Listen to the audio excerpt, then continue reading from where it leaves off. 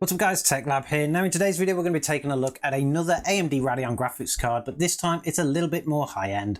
This is the AMD Radeon RX 6700 XT. We finally managed to get our hands on one on the channel, and today we're going to be taking a look at it to see how well it performs.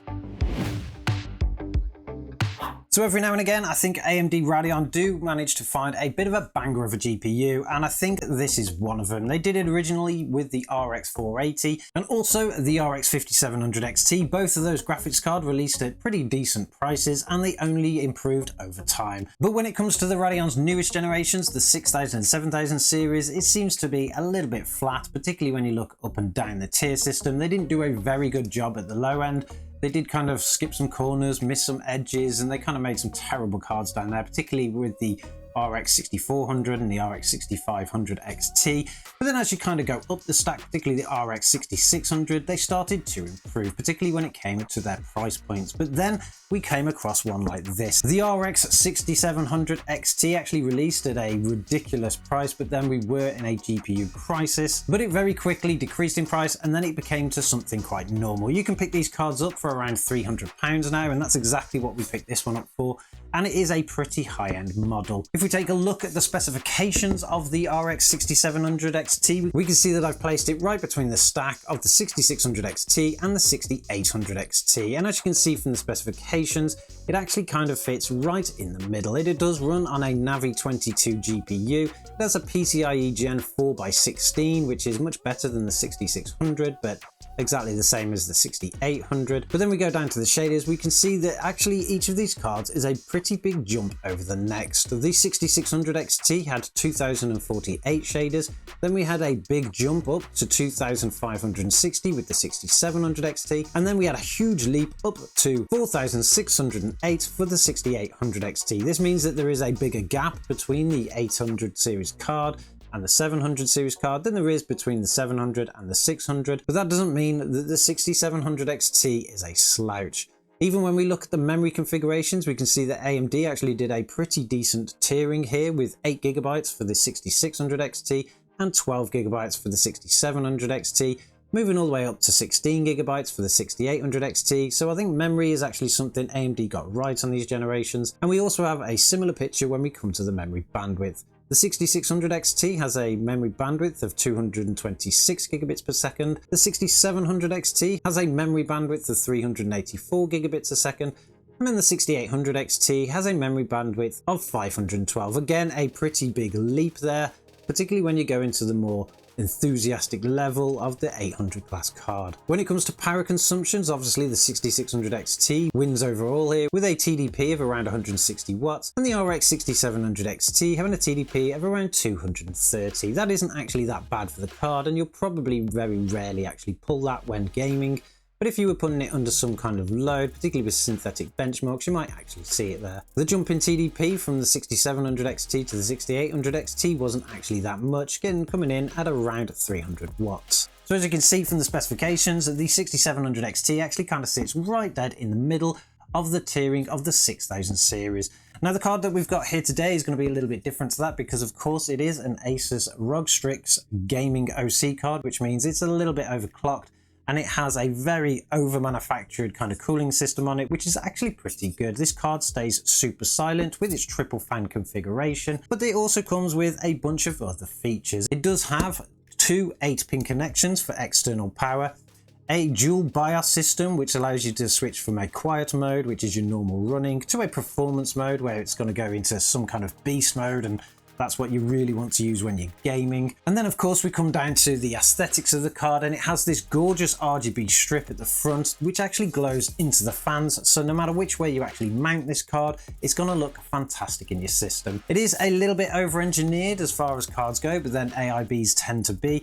It is pretty huge, so you got to make sure that your case can actually compensate for this card. I think most ATX cases will actually take this, and you probably get away with some of the micro ATX cases, but if you are building an ITX system, you probably want to double check the lengths from the website of both the case and the card, just to make sure they're compatible. But of course we want to see how well this card performs when it comes to gaming. Now I actually started my benchmarks with the typical settings that we used, which is a 1080p high setting, and very quickly I realized that was absolutely redundant. This card is more than a 1080p card. So I started to focus a little bit more on the higher resolution. So the benchmarks today will focus around a 4K resolution, although we did do 1440p too, but let's take a look at the benchmarks that we did, and then we'll discuss some of the results that we saw.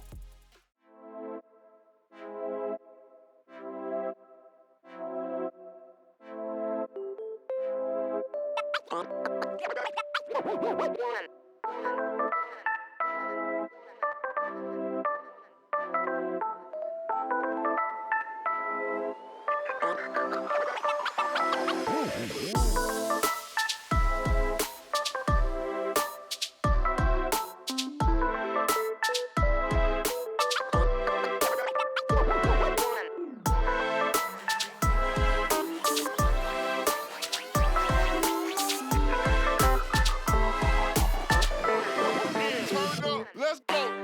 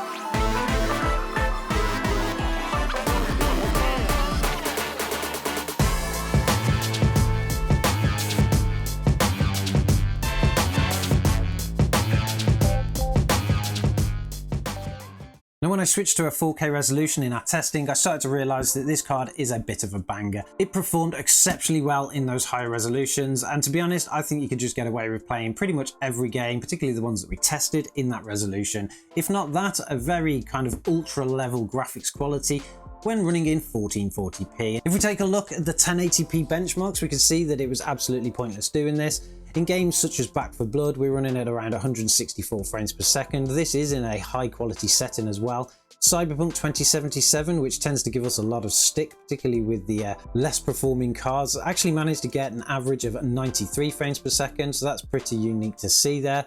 Doom Eternal, absolutely no test at all. The card barely got warm when playing that game at this kind of resolution. Then as we go on, you can kind of see a similar picture. So switching over to the 1440p results, this card actually performed exceptionally well pretty much on every single game. You can easily get an average of over 60 frames per second in pretty much every game that we tested here. Back 4 Blood managed to get an average of 124 frames per second. Even Cyberpunk 2077 managed to get an average of 63. And pretty much every game, apart from Back 4 Blood, had a pretty decent 1% low.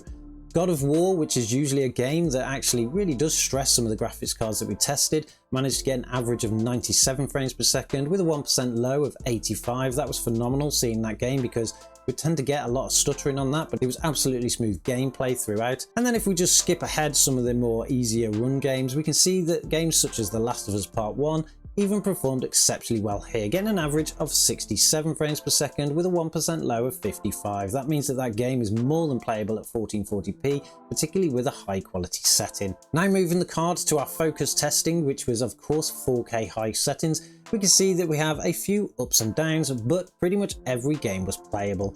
In Back 4 Blood, we managed to get an average of 58 frames per second, although the 1% lows did suffer on this game. For some reason, Back 4 Blood recently, maybe it's been a recent update or something, has suffered on most of the cards that we've been testing, getting about half of the frames per second on your 1% lows is what you can get on the average. So I'm not seeing that as any kind of anomaly here for this card, but it will actually affect your gameplay slightly. We didn't really see any kind of stuttering in the game, but you could kind of see that as a little bit of a loss here if you weren't actually testing lots of other cards too. Cyberpunk 2077 did suffer a little bit in 4K, getting an average of 29 frames per second with a 1% low of 24.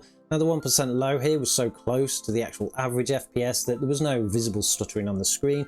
It's just not really the desired kind of look that you'd want to go for. So in this instance, you'd probably want to lower those settings a little bit, maybe a medium quality setting with a little bit of FSR on some kind of balanced setting, and you could probably increase everything up to around 60 frames per second. Doom Eternal in 4K looked absolutely gorgeous and ran beautifully on this card, getting an average of 110 frames per second with a 1% low of 80 frames per second. And then we have God of War, again the game that generally runs pretty poor on most things, but has been slowly getting better over time, managing to get an average of 54 frames per second with a 1% low of 47. That meant that that game was actually super smooth to play and it made a great experience. Red Dead Redemption 2, being one of the oldest games in the actual test suite, managed to get an average of 53 frames per second in 4K with a high preset with a 1% low of 38 frames per second. Again, it meant that the game was pretty smooth to play and it looked absolutely gorgeous in 4K. And then we have a new game that we've added to our test suite, which is Resident Evil 4. Now Resident Evil 4 is a 2023 game. It looks absolutely stunning and it plays beautifully. It is a very extremely well optimized game and it has been since it was launched, and you can clearly tell here because the RX 6700 XT in 4K managed to get an average of 100 frames per second with a 1% low of 75. Now there is a little bit of a gap there between the 1% lows and the averages, but the game is quite slow paced and it's more of a cinematic experience, so you're not really going to tell anything there. Spider-Man Remastered, a great one for our testing suite because it really does challenge some of the graphics cards that we've had on the channel here. Managed to get an average of 68 frames per second in 4K with a 1% low of 51. You're not going to tell any kind of stuttering on this game at all. It played absolutely smooth. Then of course we've got The Last of Us Part 1. This game really does test a lot of hardware and I kind of really do think that it is still quite unoptimized, purely because you kind of get totally different results with this game than any others, even games that were released in the same year. But we did manage to get an average of 37 frames per second with the RX 6700 XT and a 1% low of 27. That means that the game was actually quite playable.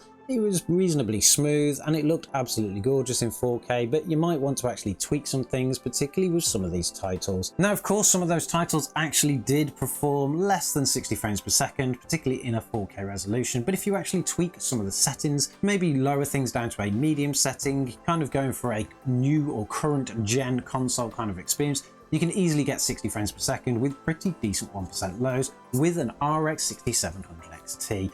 Now I think this card is absolutely fantastic. It has performed exceptionally well and much better than I actually expected it to. I kind of thought from the specifications, particularly with the gap differences between the RX 6800 XT and the RX 6600 XT, that this would actually be much more closer to the 6600, and that for any of the kind of results that we did get as part of our benchmarking, you would have to jump up to that kind of 800 class card. But to be honest, it really did hold its own.